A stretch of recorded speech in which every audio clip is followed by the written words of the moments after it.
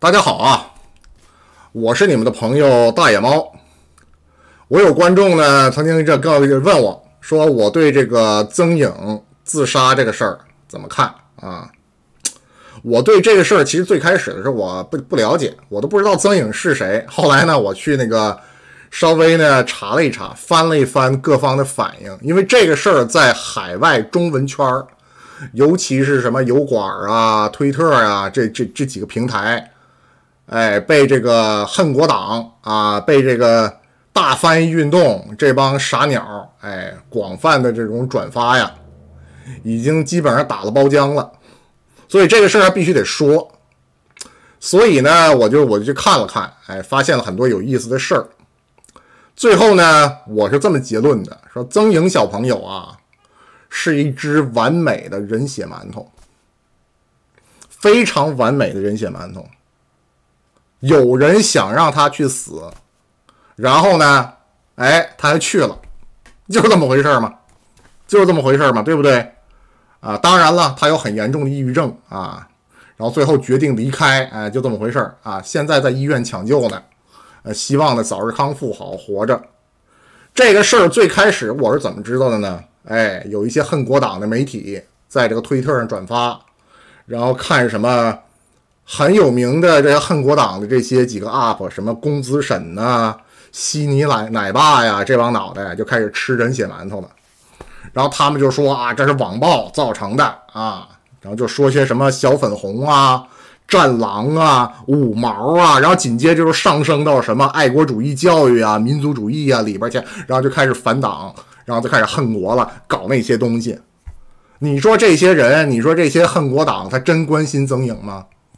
真的，他真就不关心，他还不得不，他巴不得希望曾颖去死，赶紧死。为什么？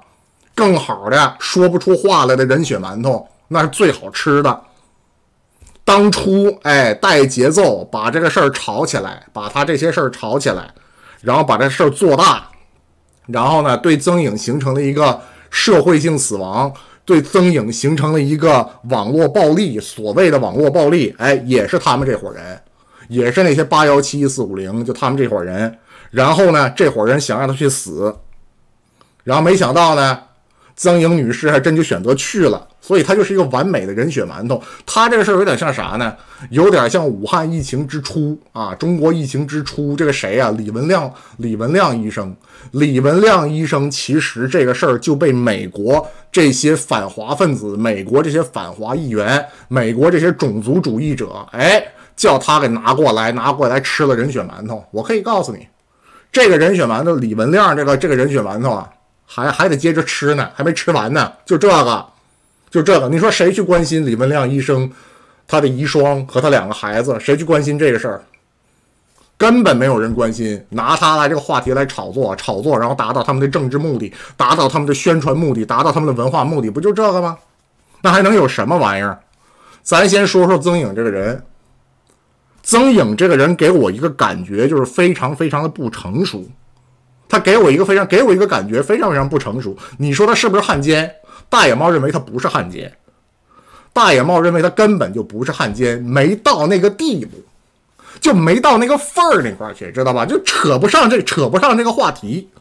这人给我一个感觉就非常非常的不成熟。为什么不成熟？你哪怕对政治有稍微一点的敏感，你稍微有一点的敏感，就是安倍啊，他不是那什么事儿吵起来了吗？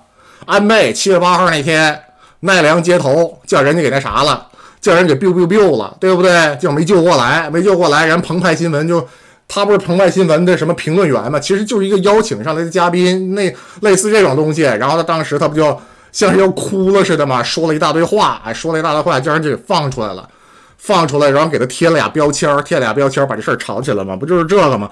咱这么说，他在这个节骨眼上说那些话，咱说句实在的话，他在这个节骨眼上说那些话，给人感觉就是不成熟，在政治上没有这种敏感度。你要是在政治上有一点敏感度，你知道安倍这些日子说了一大堆刺激中国人民感情的话，这些话他都说不出来，就是说他这个东西对这个东西他没有那种意识，他这个东西没有那种意识，这是这个。而且呢，他还给我一个感觉就是特别单纯，这个人特别的单纯，比如说他在东京街头啊，给自己整一个打扮成一个小兔子，还不小熊猫，不啥玩意儿的，还在这发放什么口罩。就这个事儿，咱这么说，这个事儿他被日本的极右翼骂了个狗血淋头，说日本极右翼说他是通共的，说他是那个通共的，到这儿来搞宣传的是这个。咱这话题咱得撂到这块儿啊。日本极右翼是个什么玩意儿？日本极右翼是人类的垃圾。我可以告诉你，这帮人打着反共、反华、民主、人权的旗号，就可以干那些龌龊的事儿。其实美国那些白人至上主义者，像斯蒂夫·班农这样的人，像迈克尔·蓬佩奥这样的，就在北美猪头，像那些共和党的议员，他们也是像跟日本极右翼一样，打着反共反华的旗号，打着民主人权的旗号。因为这些东西在美国已经变，你反华，你已经变成了什么？你在反华，你在美国已经变成了政治正确。当你打出了这些政治正确之后，你可以怎么着？你可以否定历史，你可以篡改历史，你可以搞种族歧视，你可以搞排华，就这么简单，就这么简单。所以日本极右翼和美国那些白人至上主义者，那是人类的垃圾，那是人类的垃圾。所以这个事儿呢，就这么回事嘛，对不对？曾颖这个人呢，首先给我感觉就是不成熟。聊这个话题就是他没过脑子，就这种事儿他根本就没有过脑子。他如果他非常简单的过了一个脑子，这个事儿他在那天他都不应该说这样的话。有人说他是什么独立记者，根本没有记者证，告诉你根本没有记者证，根本扯不上那块儿去。他就是一直播带货的。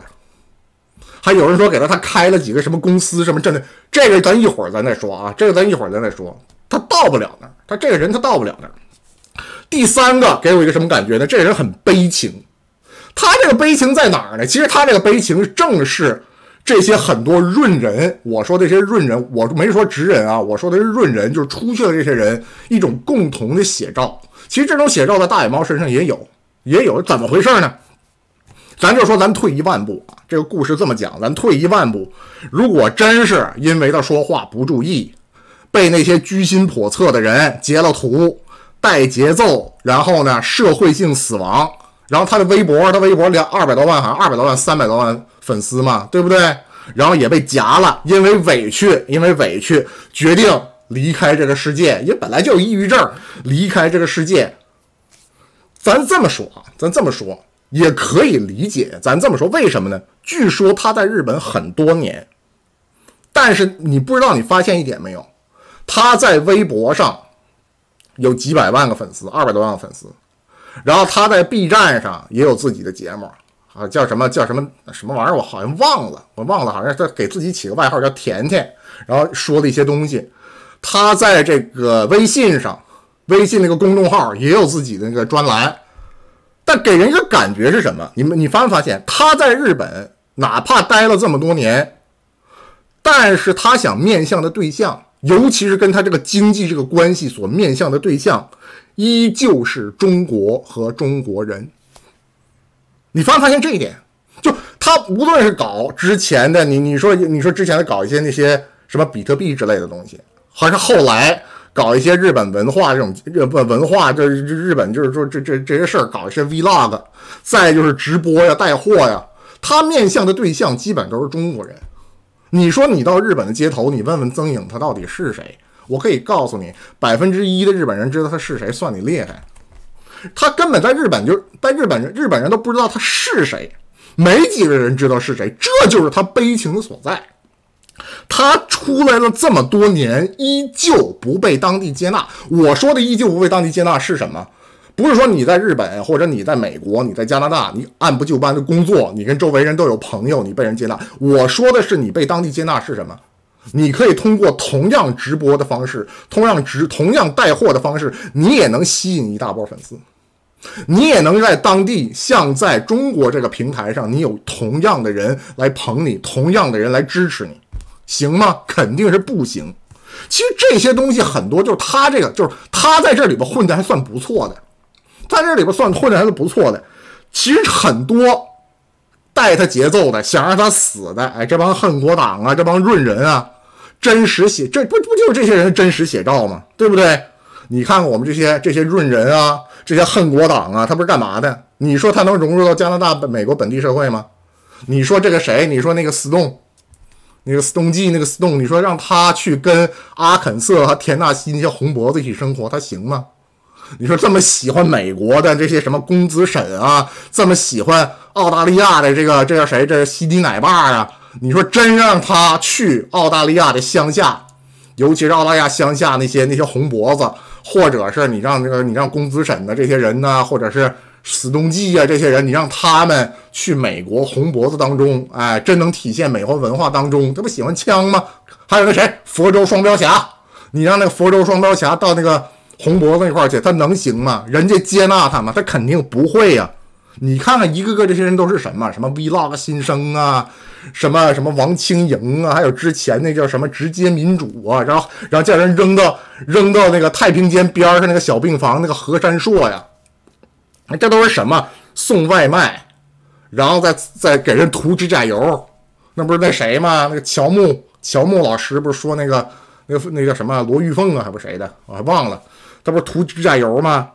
刷个盘子呀，对不对？住个土库啊，对不对？住个土库啊。纽约时报的冯兆英老师写那个谁，写这个纽约一发大水了，恨国党冷鸿生就那什么就被水给淹了，然后就过去了，不就是这么回事？不就这么悲情吗？对不对？然后依靠贬低自己和贬低自己的祖国来博得当地人的那什么，来博得当地人的认可。大部分人的写照就是这个，哪怕在美国待了很多年的樊家阳，你看看在美国待了很多年的樊家阳，他对中国的态度是什么？他对自己祖国的态度是什么？他来用自己祖国黑暗的地方，他在用自己祖国那些就是说不太光彩的地方来去什么？来去对比美国最好的地方，然后说他把自己祖国贬低的一无是处。利用这种事儿怎么着啊？利用这种事儿博得当地人接纳。咱再说一个人，钢琴家傅聪先生。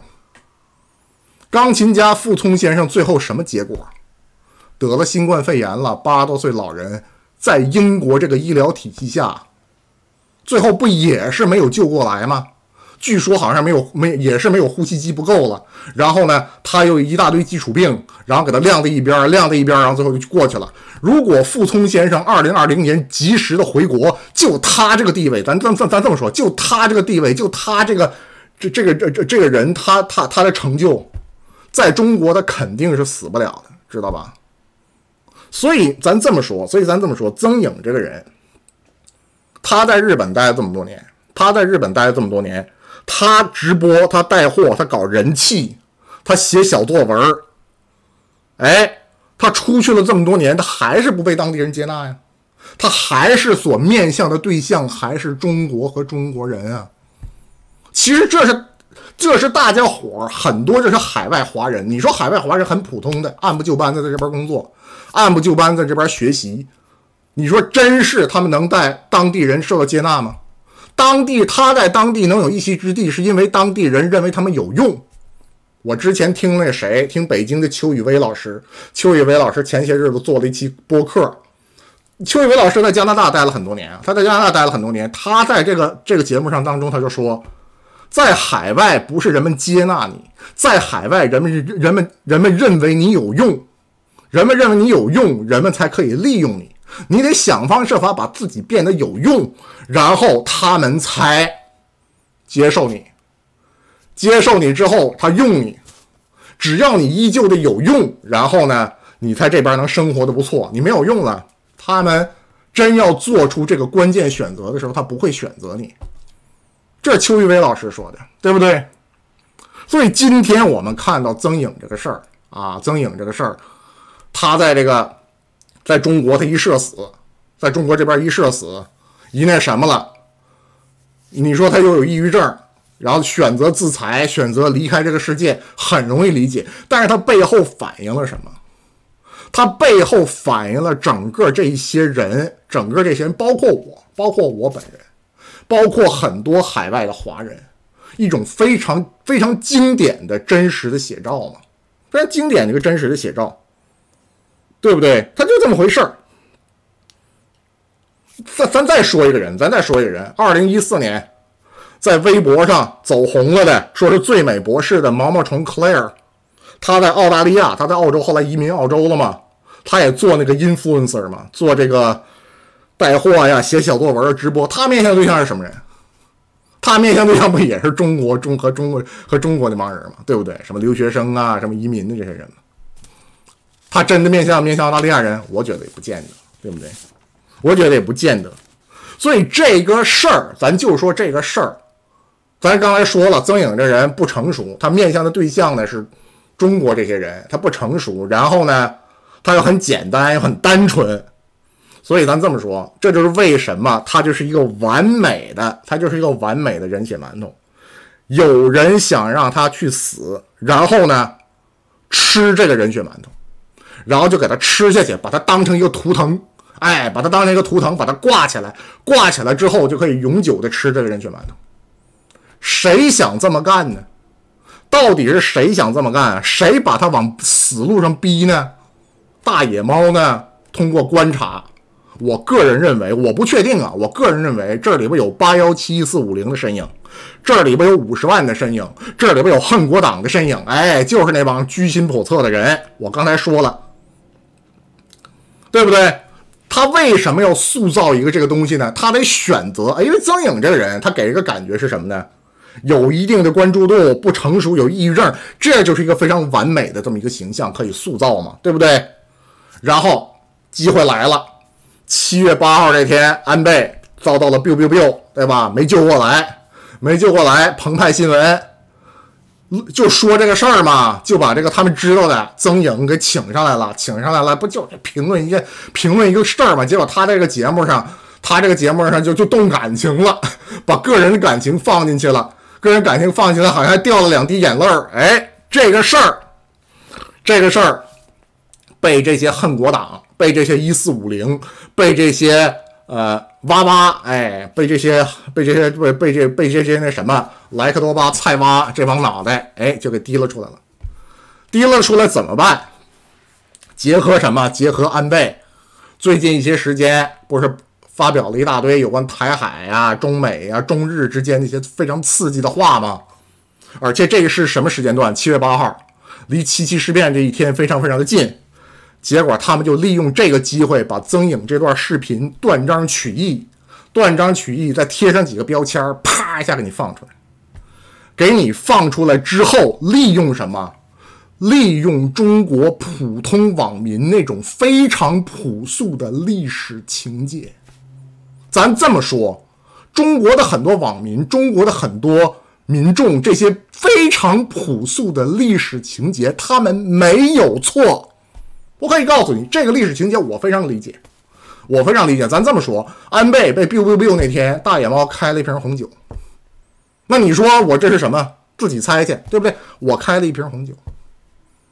这个非常朴素的历史情节，这是它背后是有背后深层的原因的。但是这种朴素的历史情节是一种非常简单对感情的这种释放，非常简单的对感情这种释放，这个不是错误，这个没有错。错误在什么？错误在利用这个事儿的人去带节奏的人，想要达到他们政治目的的人，错误在他们身上。他们利用了这些朴素人的感情，同时利用了像曾颖这样的非常简单的非常简单的这种人，他们利用了这些东西，把这个东西结合在一起，给你放出来，再跟我们干什么？跟我们打一场认知战，然后呢，大家都知道了，完美的风暴，这些人非常朴素的，我们这些非常朴素的人，很多人去谴责曾颖，让他呢在这个平台上，彻底的社会性死亡。然后我们就知道了，曾颖呢要那什么，要离开这个世界了，自杀未遂，在医院抢救呢。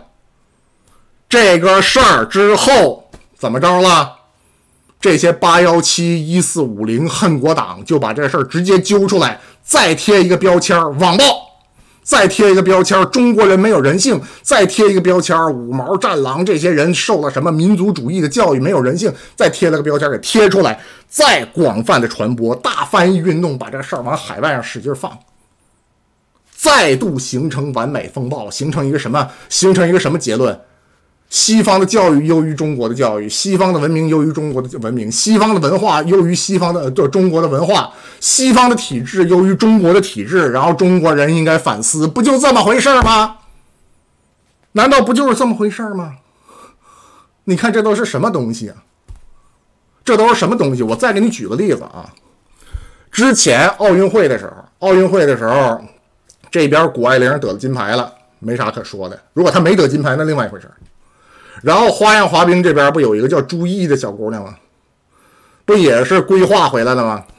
朱毅的小姑娘，然后你看这些人就开始网暴她。网暴她的目的是什么？不想让她好好在那个冰场上表演。然后呢，你看她头一回团体赛的时候滑完了之后，不开始哭了吗？这就是这些1450这些恨国党他们想看到的。同时他想用这个事儿做什么？朱毅的爸爸是干什么的？之前是加州大学搞这个人工智能，全世界顶尖的学者。然后可能是因为他女儿这个事儿，要不也因为陈刚教授这个事儿，不就是毅然决然的回到自己的祖国，放弃了美国国籍和这个待遇吗？去那干什么去了？到北大和清华去了吗？不是这个事儿吗？他网暴朱毅的目的是什么？就是说去中国就是个错误，不就这个吗？然后又有人炒作他，后来又有人炒作他想利用奥运会这个机会去申请海外的名校，根本没这事儿。人家朱毅今年上大学，人家选择的是哪儿？人家选择的是北大。当他选择了北大之后，又有人去带节奏，说你还不感谢你科学家的父亲？这都些什么玩意儿？这都些什么玩意儿？我这么跟大家说，有些东西真得好好注意了，真得好好明白了。这些东西认知作战太重要了，明白吗？这些817、1450恨国党居心叵测的人，利用我们最朴素的感情，利用我们最朴素的一些东西，让我们自相残杀，然后他们冲中渔利。这些人咱这么说，有一天等着瞧。好了，今天这期节目到这儿。喜欢大野猫节目的呢，别忘了点赞、评论、转发，没订阅请订阅一下，谢谢大家。